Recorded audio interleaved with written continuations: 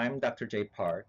Today, I'd like to discuss how likely it is for patients with MDS to transform to AML.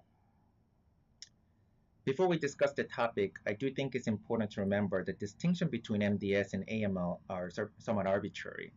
That's based on the bone marrow blast percentages of 20% or less. 20% or less becoming MDS, and if you have a 20% or more, that becomes AML. And also, it is important to recognize the primary reason for death in MDS patients is due to consequences of bone marrow failure and not necessarily because of AML transformation.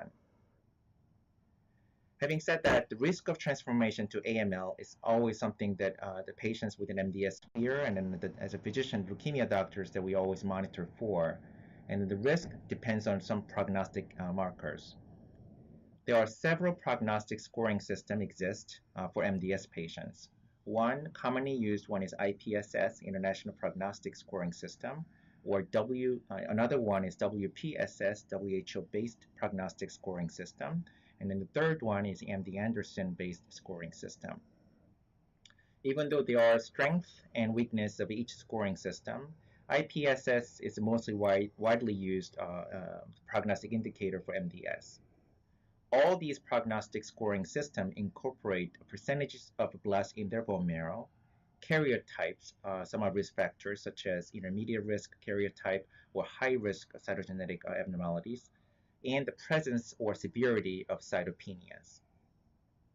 So using the IPSS revised system, which is called IPSS-R, median time until 25% of the MDS population developed AML is greater than 14 years for very low risk, about 11% for low risk patients, 3% for intermediate, 1.4% for high risk, and 0.7% for very high risk patients. But using the WPSS, WHO-based scoring system, the very low risk group will have about 3% risk of MDS to AML transformation. The low risk group have a 14% transformation risk. Intermediate risk will have about 33%, and high risk 54%, and the very high risk groups will have about 84% chance of AML transformation.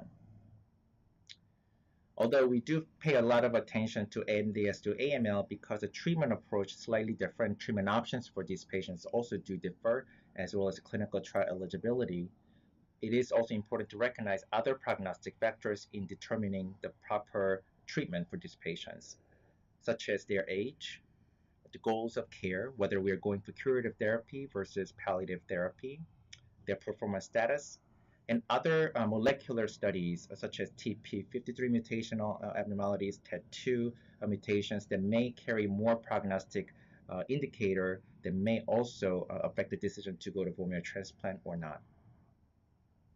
And thank you for viewing this activity.